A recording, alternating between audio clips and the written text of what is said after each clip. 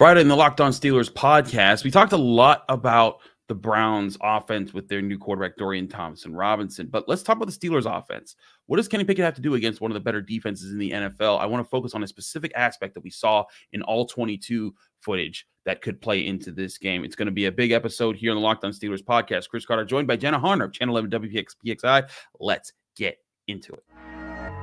You are Locked On Steelers, your daily Pittsburgh Steelers podcast, part of the Locked On Podcast Network, your team every day.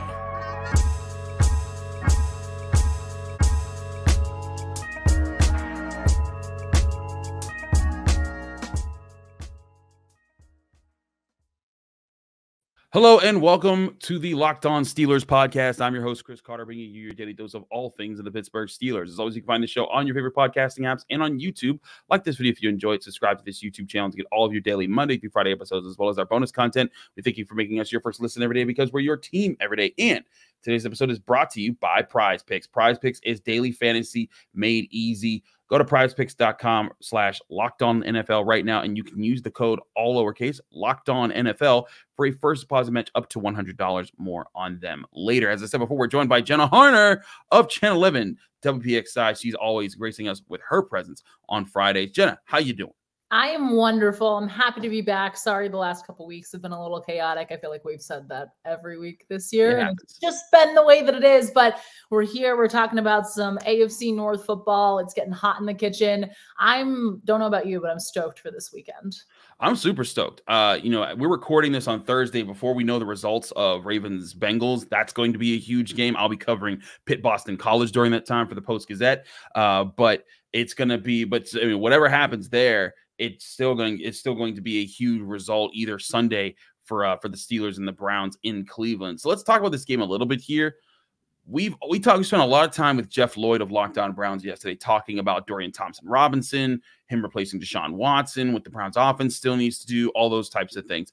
But let's talk about this, what the Steelers offense has to do, because the bottom line is the Steelers defense can play an elite game, can cause a lot of turnovers, but if the Steelers offense doesn't take advantage of it, it won't matter. And this is one of the better defenses in the NFL statistically through 10 weeks now. So it's going to be a challenge for them. And one of the things that the Browns do, especially under defensive coordinator Jim Schwartz, is they love to bring the blitz and they love to fake the blitz. And that was something that I noted that Kenny Pickett struggled with reading against the Packers. And notably later in the game, I think it was maybe the third quarter when the Steelers were driving and the Packers faked the blitz. Diontae Johnson broke towards the end zone. No one was covering him.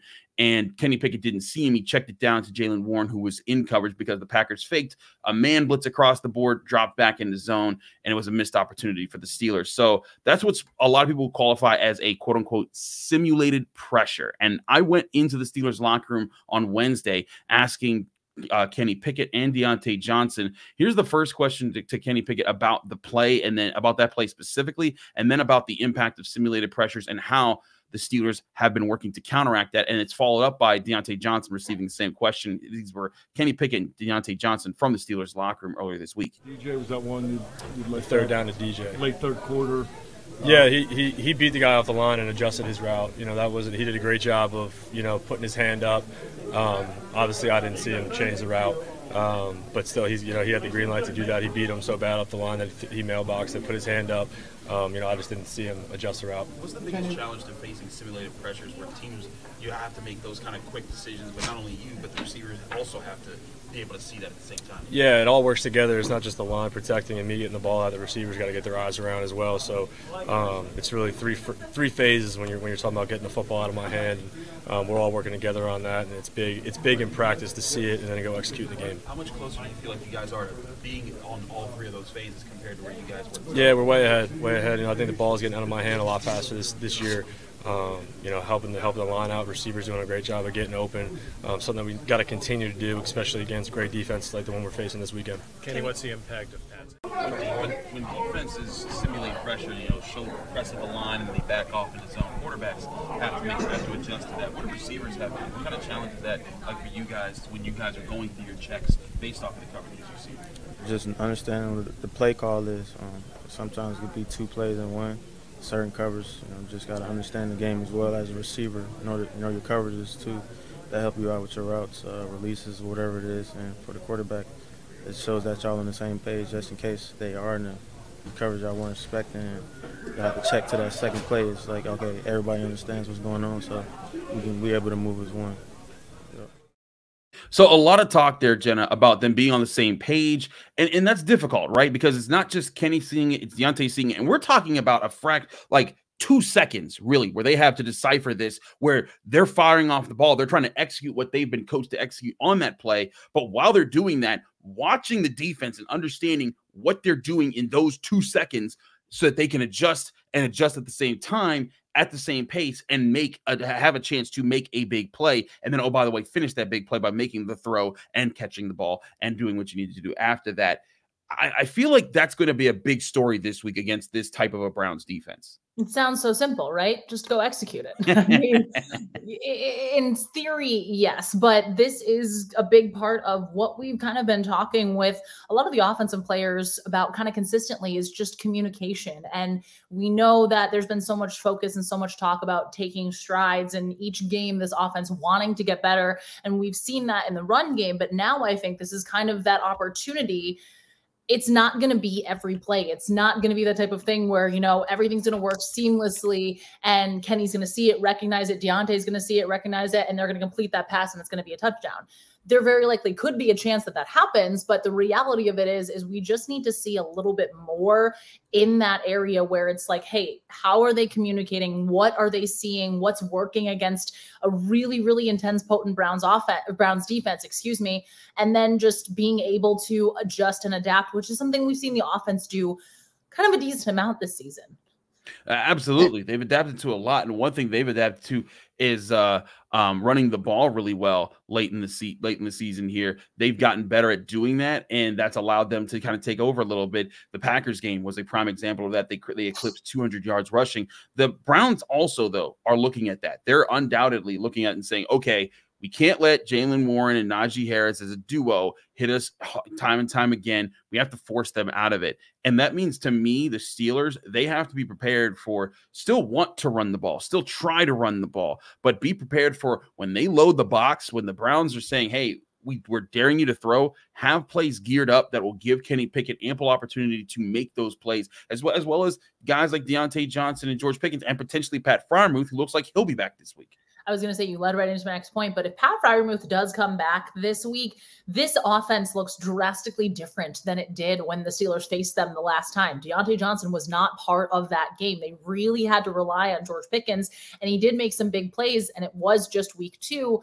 But when you have Pat Freiermuth, who was going to be that guy in the middle, and then this is what Kenny talked about too in the locker room earlier this week, and then when you have guys like Diontae and George on the outside that can burn corners, all of a sudden it's like there's more dimension to this offense. And they weren't running the ball well week 2 when these two teams faced off. So if there's the ability to have all those types of options as an offense, the Steelers are going to have to take advantage of those just if they want to, this is, we talk about it and it seems so basic at face value, but this is a massive game. This is a really, really, really big game. And of course, depending on what happens Thursday night too, again, we're recording this Thursday, between the Bengals and the Ravens, we can really shape a lot of how the division looks. And yes, there's still 7 more games after this week, so there's still time. But this is going to be a big thing. So for the offense, are they going to be able to not only execute, but find ways to attack the Browns and find ways to be able to run the ball, at least with what we've seen the last couple of weeks? Because I do think the Browns are going to be more of a challenge against running the ball than the Packers and the Titans were. But if they can at least have a semblance of what we've seen from those 2 games and have to force the Browns to bring a safety down to just respect the run, then I think that opens up more things as well. It's going to be a fun one either way. We'll get more into this game with our final picks in the final segment of this show, but we do got to get to all of our Week 11 NFL picks here on the Locked On Steelers podcast. She's Jenna Harner from Channel 11 WPXI. I'm Chris Carter here at the Locked On Steelers podcast. Stick with us. We still have a lot to discuss for this weekend's action. But first, I want to remind you, this show is brought to you by PrizePicks. PrizePicks is the largest daily fantasy sports platform in North America, where the easiest and most exciting way to play daily fantasy sports, it's just you against the numbers. Instead of betting against thousands of other players, including pros and sharks, you can pick more or less on simple stat predictions of 2 to 6 players and across all the different sports, and you can watch the winnings roll in. PrizePicks is the fun new daily fantasy game that everyone needs to start playing right now. With basketball season here, you can now pick combo projections across football and basketball from the Specials League. That means it's a league created specifically for combo projections that includes 2 or more players from different sports or leagues. For example, if you think that LeBron James and Travis Kelce will combine for at a 10.5 combo for 3-pointers made in receptions, meaning if you think that they can combine for 11 combined 3-pointers made in receptions this week, then you say more on PrizePicks and you can watch the money roll in. With PrizePicks reboot policy, the entries stay in play even if one of your players gets injured for NFL games and top college football top 25 matchups. If you have a player who exits the game in the first half and doesn't return in the second, that player is rebooted. PrizePicks is the only daily fantasy sports platform with injury insurance, and PrizePicks includes NFL, NBA, NHL, college sports, and so much more. Download the PrizePicks app today or go to PrizePicks.com to sign up and play daily fantasy sports. When you go there, be sure to hit up PrizePicks.com/LockedOnNFL and use code LockedOnNFL for a first deposit match up to $100. That's PrizePicks.com/LockedOnNFL. Use code LockedOnNFL for a first deposit match up to $100. Terms and conditions apply.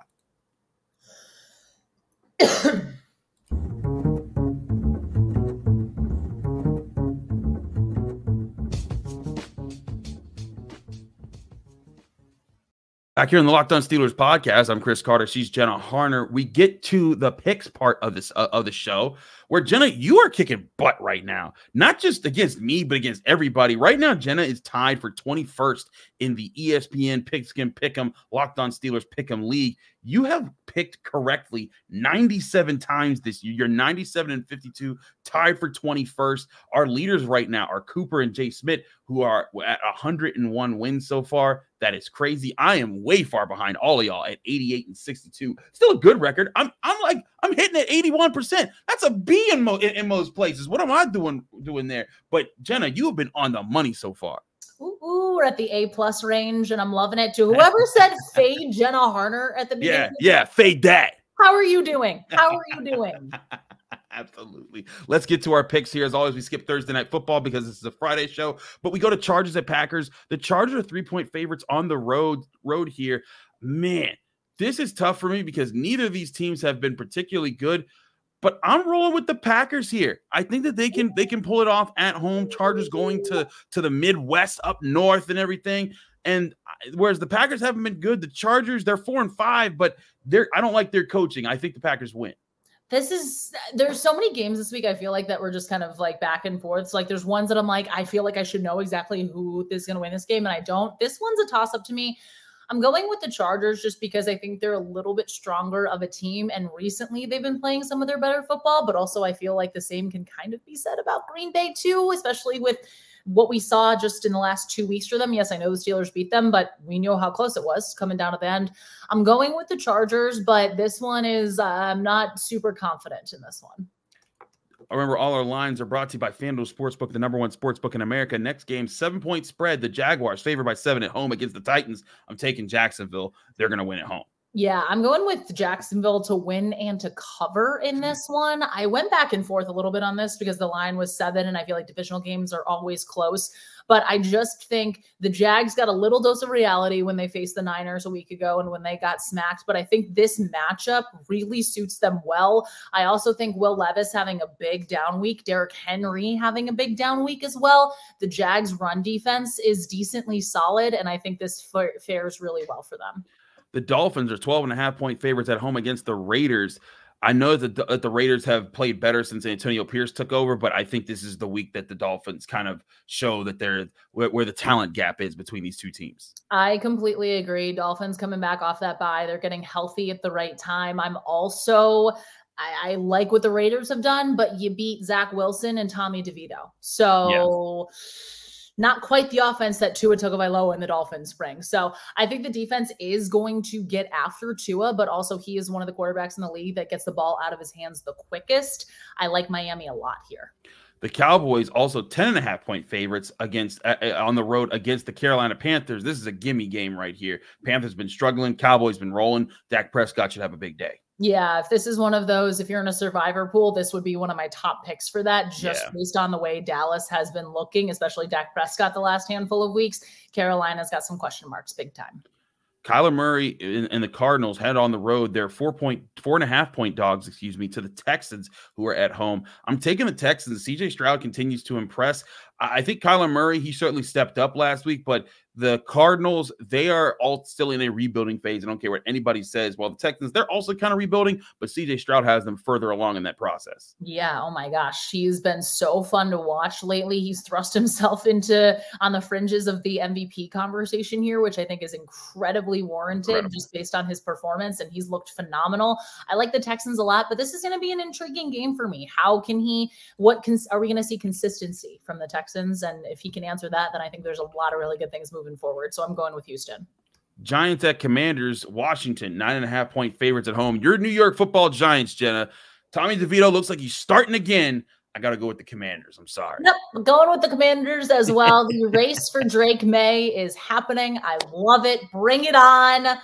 Give me the Commanders. The Giants might not actually win another game this year. The Christmas ornament, for those who know, not even coming out of the box. Listen, you guys, you should ask your mom to find, go to an army base somewhere and find a tank Christmas ornament and hang that. And that's your Giants Christmas ornament at the Harner family Christmas tree this year. Maybe I can ask our good friend Brooke Pryor for some UNC things to hang on the tree, being like, here's the future. There you go. Right there, getting Drake May. Bears at Lions, 7.5-point favorites for the Lions. I feel like that could be a little bit larger here. So maybe a space for people to bet on the Lions here. But I'm taking the Lions at home. I know Justin Fields has said that he's getting healthier and everything, but Detroit's playing too well. This time of the year, I think they're going to win. They only have one loss this season. Am I wrong? I thought they had two. They might be a 2-loss team. Yeah, no, the Eagles are the only team with one loss. They're with 2. They're one of the teams with 2 losses this year. Yeah, the Lions have been rolling. The Fighting Dan Campbells, I'm here for it.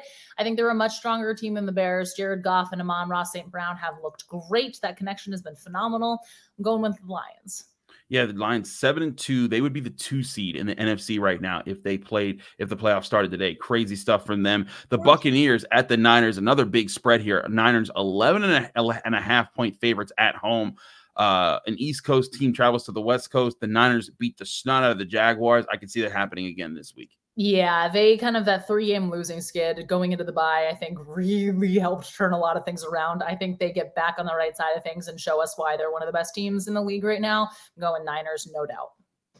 Jets at Bills, AFC East action here. Bills are 7-point favorites at home here. I'm taking Buffalo easy. Though everyone's talking about Josh Allen turning over the football. That's what the Jets defense does pretty well too. They get after it. I'm still taking the Bills to find a way to win at home. The Bills need to, especially when they're going to be facing, I believe they have a gauntlet at some point where they face the Eagles, the Chiefs, and the Dolphins back to back to back. It's like murderer's row, and they have to win because that loss to the Broncos really sinks them. This is a divisional matchup. I like the Bills because I feel like the more desperate team needs this year, but I like the Jets to cover. I like that. The Jets can cover here. Also, you're right. Their next 3 games, they have on the road against the Eagles. They get a bye week. And they're on the road against the Chiefs. Then they're home against the Cowboys. Then they finish Chargers, Patriots, and then at the Dolphins to close out the season. Bills are fighting for their playoff lives right now at 5-5. So they got to win this game or they're in a lot of trouble. Seahawks at Rams. Seahawks only 1-point favorites on the road. That's a pick'em game right here. But I'm taking Seattle. They find a way to win on the road. Yeah, me as well. This one, I like this because it's both West Coast teams, but I think Seattle has a lot of the really good pieces. I know there's been some ups and downs, but I like them as a more complete team here. Vikings at Broncos for your Sunday night football game. Broncos are favored by 2.5 points. They have been upstarts. They've upset, back-to-back teams here. But I'm taking Josh Dobbs and the Vikings. I believe in that energy way too much right now. Maybe it's because they got Jordan Addison. Maybe it's because they got Josh Dobbs. I don't care. I'm taking Minnesota. Kevin O'Connell needs to be in the conversation for Coach of the Year, just based on what they've been able to do. I love the Josh Dobbs story. I'm so happy for him as a human, as an athlete, as a guy who's worked as hard as he is to get to where he is. I think the Vikings continue to roll here. And who would have thought this game would have been interesting? If you told me that there was going to be storylines coming into this Sunday night game a couple weeks ago, I would have looked at you like you were crazy, but I'm here for it. Absolutely. Then the game I think everyone's going to be tuning in for on Monday Night Football. Eagles at Chiefs, Super Bowl rematch here. Chiefs are 2.5-point favorites at home, and I'm taking the Chiefs here. I keep going back and forth on this one. I like what the Eagles have been doing, but the Chiefs defense has been really good this year, and I think that they do just enough to limit the Eagles. Patrick Mahomes puts them over the top, but I could totally see this matchup happening again this February coming up, and these teams being right back on the same field.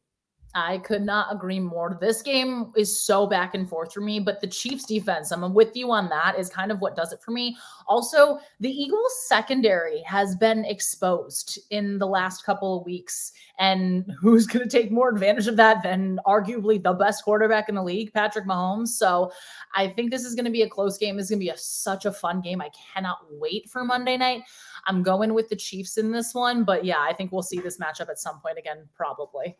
Absolutely. A reminder, all our lines, odds, and ends were given by FanDuel Sportsbook, the #1 sportsbook in America. When we come back, Steelers-Browns predictions times. We'll go over the lines on that one, what we see as the keys to the game, and our final score predictions here on the Locked On Steelers podcast.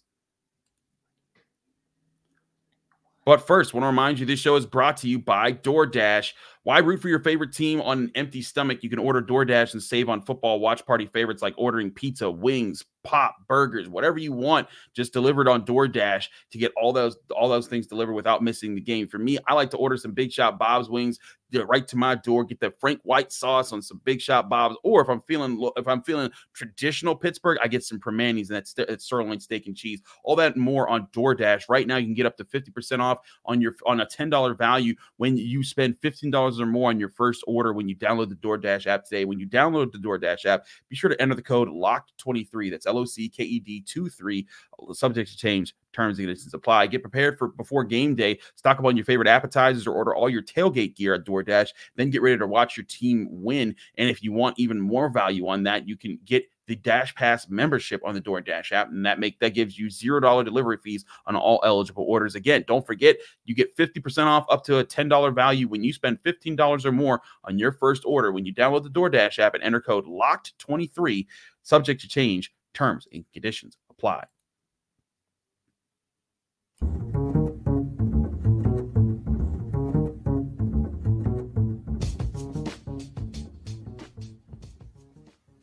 We're back here on the Locked On Steelers podcast, the Friday edition, with Chris Carter and Jenna Harner from Channel 11 WPXI. It's time to talk Steelers versus Browns and give our final predictions here. Jenna, we could talk about the Browns defense versus the Steelers rushing offense, the Steelers defense versus the Browns rushing offense. We could talk about Kenny Pickett. We could talk about Dorian Thompson-Robinson. What do you see as the biggest factor that you need to see for the Steelers to achieve in this game for them to get the win? That is a really good question, because I think there's a lot of storylines and a lot of interesting aspects to this game that you can point to. But I think it has to be the Steelers defense creating turnovers, because that is going to be a really big part of this game. You can set your offense up so well in advantageous positions by playing that field position game. And if you can get a turnover and all of a sudden you set your offense up inside the Browns 30, almost outside of the red zone, then I think the Steelers offense will fare really well in this one. If that's going to be the case, you got to get the turnovers, and the offense just has to be able to execute. Those are two huge factors for me in this one. So if the Steelers defense that's banged up and dealing with some injuries and missing two of their top inside linebackers, you're going to have to be able to create takeaways. And I think they will be able to, especially against a rookie quarterback, but that's going to be key for me in this in order if the Steelers get a win here. In their last 4 wins combined, the Steelers have 1 turnover. In the one loss over that 5-game span, they've had 2 turnovers. I think that is a big part factor in this game. And you're absolutely right. You know, the Browns, they were able to force some turnovers in that game, but the Steelers forced a lot more turnovers, which got them the win. I think the Steelers defense still forces key turnovers in this game. I think they get after the rookie quarterback. They make him make mistakes. They force some fumbles. They do what they've been good at all season long. But in that process, they might not get 4 turnovers, which means the offense has to find a way to protect the ball even better than they did last time. And that's going to be a lot on Kenny Pickett not making the big mistakes in this game. And again, to Kenny Pickett's credit, he has really turned it on of late. He's protected the football, which is very much what the MO of what Mike Tomlin and Matt Canada want him to do. In his last 5 straight starts, he has not thrown an interception. That's huge for the Steelers offense right now, and that's going to be huge for both sides of the football for the Steelers if he can continue that pace. But he also has to make some big plays, and that'll be at some point in this game when the Browns stack the box. They dare the Steelers to throw. He has to be able to hit those moments and capitalize on them. That, to me, is a big factor in this game. The trench war is absolutely part of it, but Kenny Pickett making just a couple big plays here and there and not turning the ball over will be, in my opinion, enough if he makes it happen for the Steelers to win. All that being said, Jenna, give us your predictions of the game. What's the big factor that plays into it, or the turning moment of this game, and your final score prediction? My prediction, I think the Steelers are going to win this game, but I can see it going either way. I think these next 2 weeks, the Steelers come out of these 2 divisional games 1-1. So if they're going to lose this game, or if they're going to lose against the Bengals, it's going to be one of those. I do think the Steelers win, and I think you can hear Zeke getting excited here because he also wants to give his prediction. He's liking what we're talking about. I think the Steelers win. I think it's 27-20. I think the defense either has a score or sets the Steelers offense up, again, in a very advantageous spot on the field. But I think one of the biggest things, again, like I mentioned, it comes down to the Steelers defense forcing takeaways. And I think it's going to be at one of those crucial moments where the Browns are driving late. It's a 1-score game, and they're going to force Dorian Thompson-Robinson into a rookie style mistake, and they're going to be able to capitalize on that. So I think the Steelers win. I think it's really close, though. Okay. Listen, this is the pace of how the Steelers play their games. Like, if Deshaun Watson's in, maybe it's the same thing, but Dorian Thompson-Robinson, the Browns are going to want to play the game at the pace of the Pittsburgh Steelers. And whatever a game has been in that pace, the Steelers have won this season for most. I'll say the Jaguars game is close to that. But I think as long as Kenny Pickett's healthy and he doesn't make the big turnovers, they get a chance. That's why I'm going to be picking the – why am I being given this? Okay. All right. Jenna, this is a note from the Order of Locked On Steelers fans who say that Chris Carter is not allowed to pick the Steelers to win if Jenna Harner has already picked the Steelers to win, because every time they have done that this season, they have lost. Okay, well, we have a note here from the fans of the Locked On Steelers podcast that say that I cannot pick the Pittsburgh Steelers to win. So therefore, the Browns will find a way to win this one.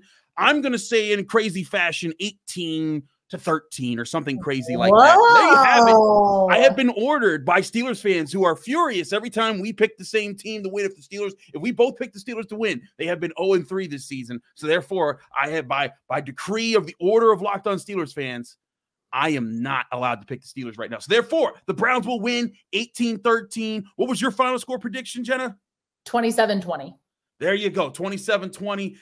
Listen, Steelers fans hope that Jenna Harner, she's been picking at an insane rate this season. She's been she's been out of the 90th percentile or something like that. Let her be right.